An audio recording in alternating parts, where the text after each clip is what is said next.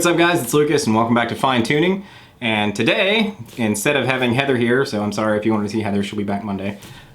This is just going to be one of my normal kind of guitar geeky videos because I wanted to show you this.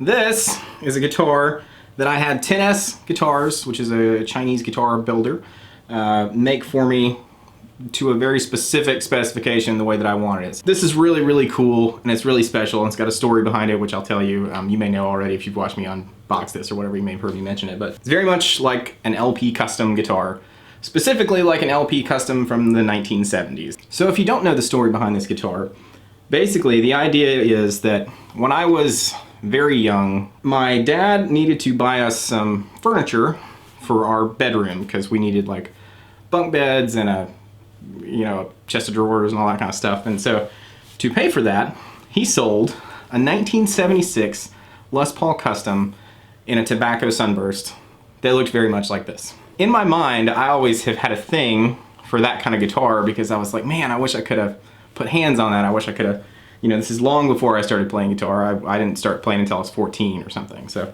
this is as close probably as I'm gonna get to that because I don't want to pay $3,000 for one of those. That's about what they cost now. So let's talk a little bit about what makes this guitar different than a regular 10S GF guitar, or than a regular kind of Les Paul type guitar for that matter. So first of all, one thing I was very specific about is this color. So this is a very kind of specific era tobacco sunburst. It's kind of brown red around the edges and it's pretty much a two-tone burst that just goes right into this kind of amber color in the middle. So I was very specific because that's the color of that guitar, that's the color that I wanted. I wanted the teardrop burst, which it also does on the back.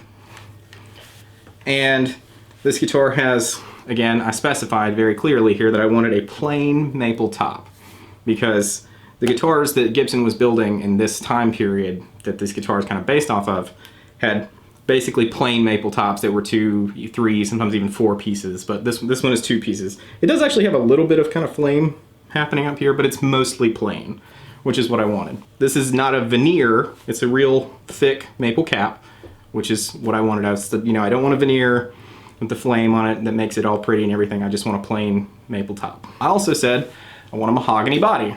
So again, we have a mahogany body. These guitars from that time period, instead of having mahogany necks like the old guitars had from the 50s and 60s, but this guitar has a 3-piece maple neck with a volute, which is just that little hump right there at the neck, which is supposed to add some stability.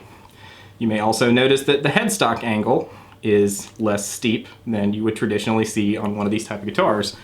Again, that's how they were doing it in the time period. I didn't even think to mention that because I didn't even really realize that. I guess I had seen it before and I didn't even think about it, but when I asked them for this kind of guitar, told them all the specs and everything, they went that extra step and did that as well, which I think is really cool. Ebony fingerboard, which again, this kind of guitar would have. So we have the gold hardware, the block inlays. It's got 7-ply binding around the front, 5-ply binding around the back, and then you have binding around the neck, and then again around the headstock. You get the logo, and of course, you can see my dad's name up there, where it says Trez. I'm looking forward to what he has to say about this, I'm curious. I also specified some other things that I wanted. I wanted a chunky neck profile. Now, I don't know exactly what his guitar's neck profile was like. Never got to play it. Thanks, Dad. But what I did want is a chunky neck profile because that's what feels good to me. I have big palms, and so a big chunky neck feels good to me.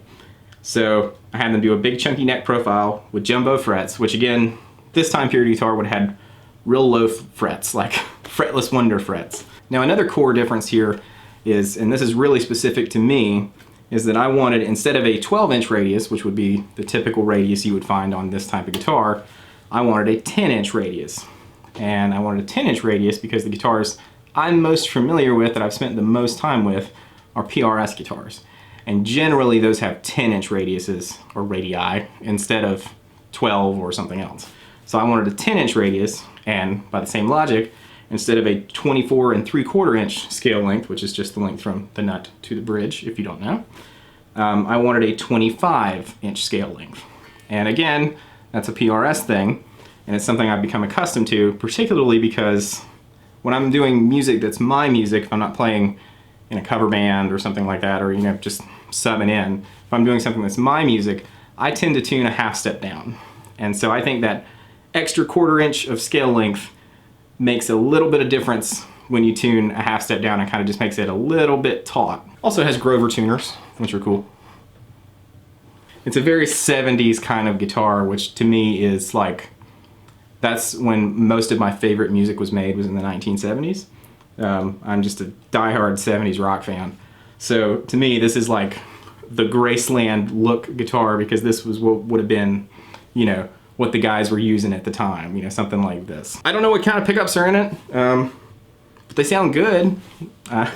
They may get changed later on down the line, because I like Planetone pickups a lot, and I have kind of like a specific thing in my head with pickups, so I may change them. But these sound good, and I'm going to show you what they sound like. So here's a clean sound on our neck pickup.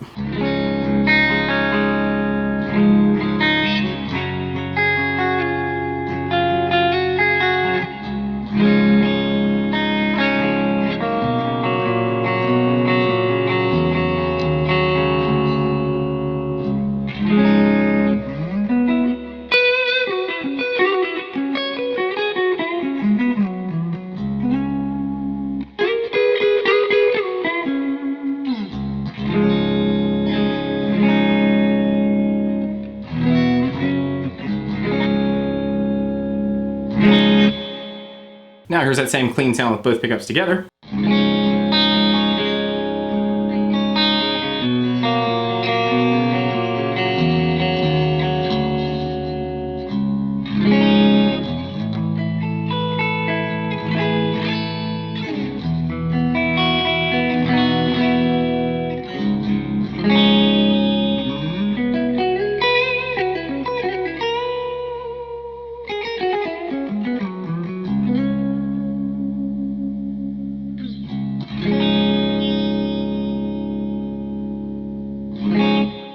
And I don't usually play clean on the bridge pickup, but here it is, just so you can hear what it sounds like before I get into the distortion, kind of start altering the tone of the guitar.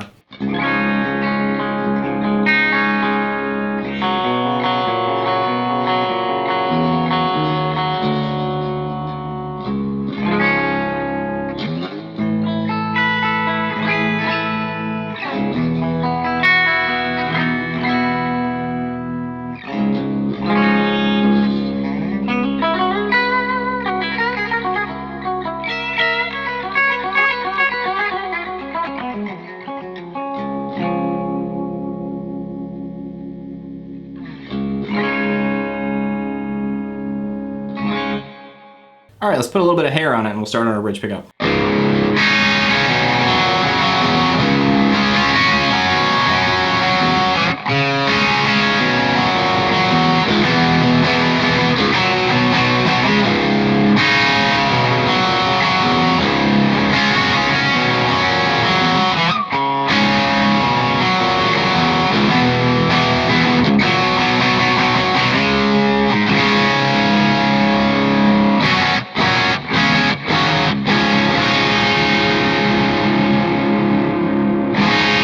Here's that sound with both pickups together.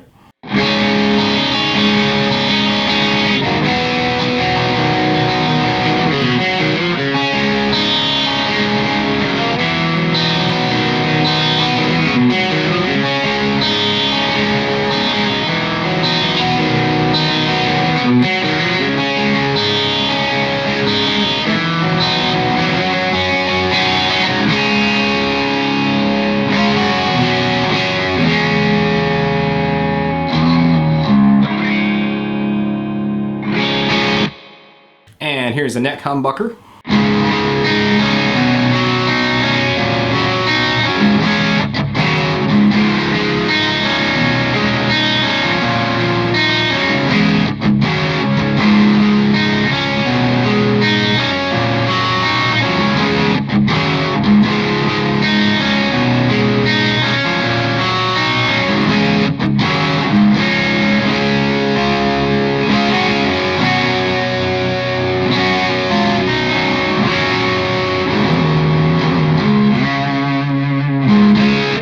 Okay, here's a higher gain thing, just on the bridge pickup. This is pretty much where I would have played most of the time with Intertwine when I was doing the kind of like arm music stuff. So anyway, I'll just play some of my riffs, and that sounds like this.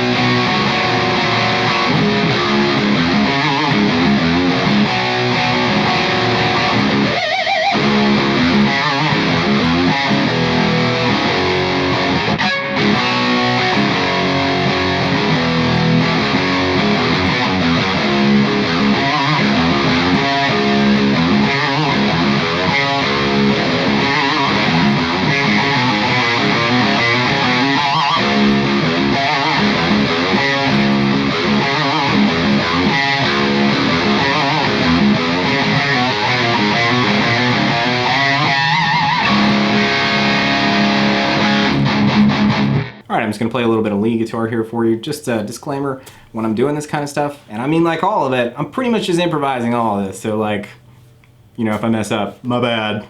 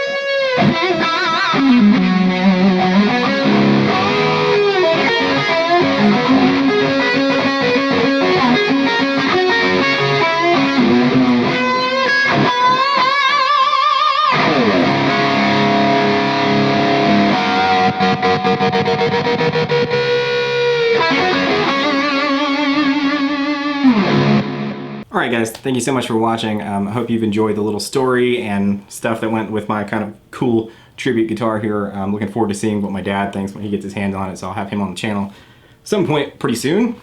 But if you like what I do, please click subscribe. If you'd like to support what I do, you can become a patron, which of course I will have a link to in the description. Really appreciate that. All of that goes right back into gear and lighting and cameras and all that kind of stuff, just to make more content for you guys. So if it's something you're interested in, go check it out. And until next time, thanks for hanging out, and I will catch you later.